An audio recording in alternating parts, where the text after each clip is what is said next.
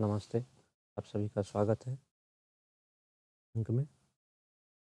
आइए हम लोग प्रश्नों को देखते हैं। प्रश्न है, जब n को 6 से विभाजित किया जाता है तो 4 प्राप्त होता है। तदनुसार 2n को 6 से विभाजित करने पर फल क्या होगा? n कह रहा है कि n को जब 6 से आप भाग दीजिएगा तो फल 4 प्राप्त होता है। अंत में आपसे पूछा जा रहा है कि जब 2n को 6 से ही भाग दीजिएगा तो फल क्या प्राप्त होगा? अब इस तरह प्रश्नों को किस प्रकार हल करते हैं? देखिए, कोई संख्या होगी, आप ये एज्यूम करके चलिए कि फर्स्ट टाइम, कम से कम पहली बार फर्स्ट टाइम लगा होगा। हम लोग जानते हैं एक फार्मूला होता है, भाज्य बराबर भाजक गुना भागफल जोड़ शेषफल।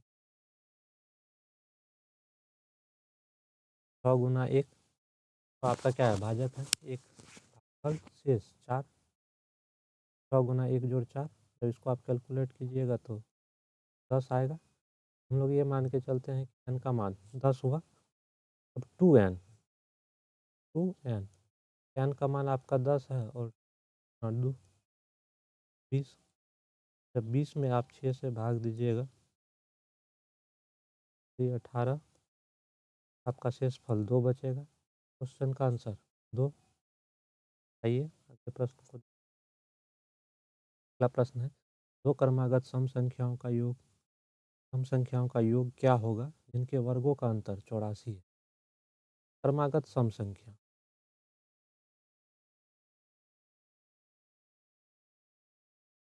क्रमागत है तो इस तरह मानिए। देखिए, अगर x प्लस 1 मानिएगा, अगर x और x प्लस 1 मानिएगा, अगर मान लीजिए पहली संख्या 2 है तो दूसरी संख्या x का मान अगर 2 है तो 2 1 3 सम संख्या नहीं हुआ, ये भी सम संख्या।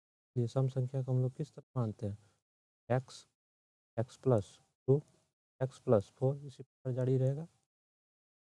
यहाँ बोला गया कि हमको दो क्रमागत सम संख्या मान लेते हैं। पहली क्रमागत सम संख्या x 3 x प्लस 2।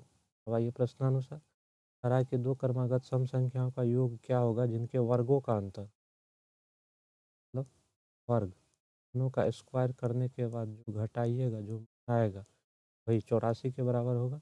अब इसको a प्लस बी के होल स्क्वायर पे तो a square plus 2 a B plus B square. अब ये हो गया एक्स स्क्वायर प्लस में एक्स स्क्वायर माइनस में घट के 0। हाँ, 2 गुना 2 4 एक्स प्लस 2 का स्क्वायर 4 बराबर 84। 4 इधर प्लस में 4 उस साइड जाएगा तो माइनस 84 घटा 4 मतलब 4, 84 घटा 4 ठीक। और एक्स बराबर 4 4 उस साइड,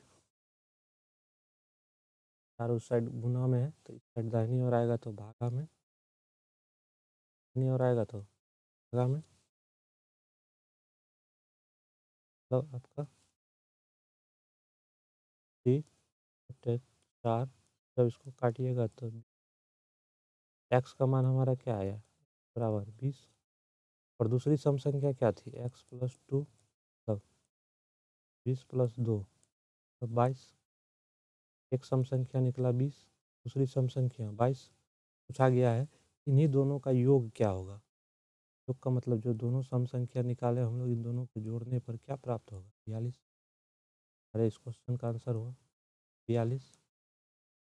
आइए अगले प्रश्न को देखते हैं। अगला प्रश्न है, किसी संख्या को 296 से भाग देने पर, मान लीजिए किसी संख्या को 296 से भाग देने पर शेषफल प्राप्त होता है। यदि उसी संख्या को 37 से भाग दिया जाए तो शेषफल प्राप्त होगा। कि अगर कोई संख्या x है, x को आप 296 से भाग दीजिएगा, शेषफल 70 प्राप्त होता है। कह रहा है कि इसी संख्या x को जब आप 37 से भाग दीजिएगा तो शेषफल क्या प्राप्त होगा।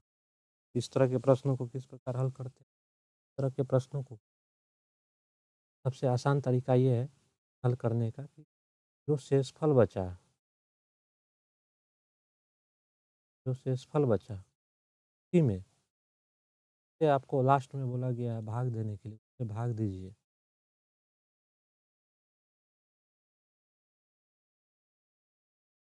भाग दीजिए और जो शेष बचेगा वही इस क्वेश्चन का आंसर होगा। 33 दूना 74 घट के 1 प्रश्न का आंसर आपका एक होगा। अगला प्रश्न आ रहा है कि दो संख्याओं का गुणनफल 2500 है। यदि पहली संख्या दूसरी की 4 गुनी हो तो दोनों संख्याओं का योग। संख्या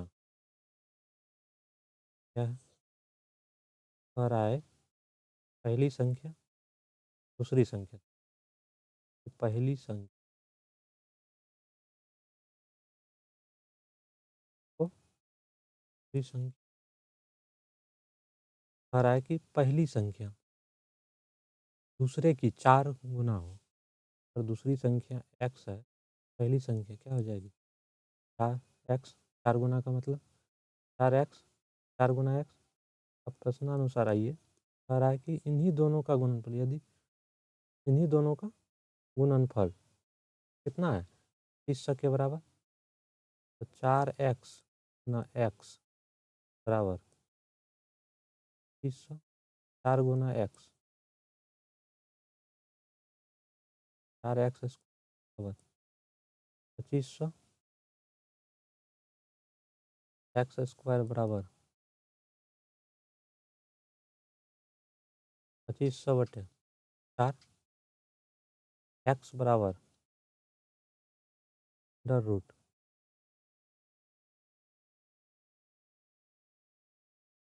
2500, इधर से स्क्वायर हटेगा उधर अंडर रूट चढ़ेगा। 2500 बटे 4, एक्स बराबर 2500। वर्गमूल होता है किसका 50 का, और 4 का वर्गमूल जब निकालिएगा तो 2, 50 में 2 से भागा दीजिएगा तो एक्स। इस दोनों संख्याओं का योग होगा। आप लास्ट में क्या, दोनों संख्याओं का योग होगा। एक संख्या हमारी निकली 25, एक्स, एक्स बराबर कितना 25, और दूसरी संख्या जो होगी 25 का 4 गुना 100।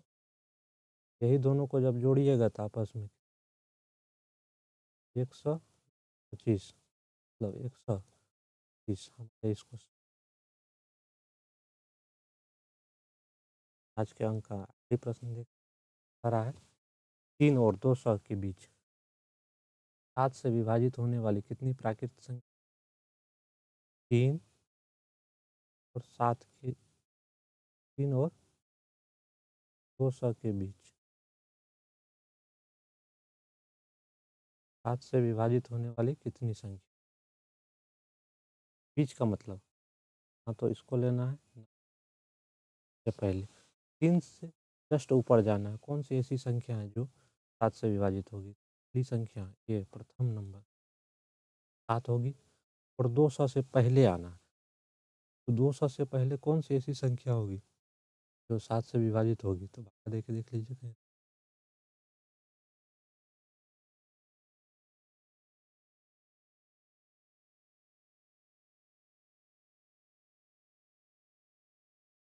चार आपको बच रहा है, और 4 कम रहता मतलब अंतिम संख्या जो होगी 4 अगर कम रहता संख्या कट जाती 196 अंतिम संख्या।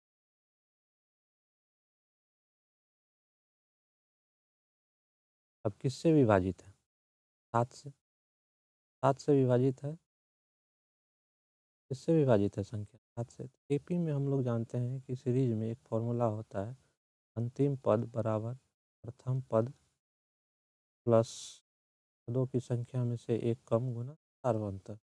यहाँ आपका अंतिम पद 196, प्रथम पद 7, पदों की संख्या नहीं पता है, यही पता लगाना। सार्वंतर हो जाएगा यहाँ 7 से विभाजित, 7 के बाद अगला संख्या 14 के बाद 21। ये सार्वंतर कितना होगा इस प्रश्न के लिए। अब 7 जाएगा उधर, इधर प्लस में तो उस साइड जाएगा तो घटेगा, 6 माइनस माइनस होगा ना 7।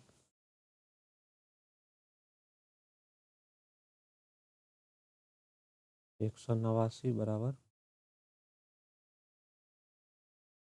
ना 7, 7 से कटाइए, 7 दूना 14, 50, n माइनस 1 बराबर n बराबर 27, n बराबर 27, इधर माइनस में है, हट जाएगा तो प्लस में, 27 प्लस मतलब 3 और 2 सौ के बीच 7 से कितने में विभाजित है? 22। इस प्रश्न का आंसर है। आज के अंक में ही इतना ही। अगले अंक के लिए धन्यवाद।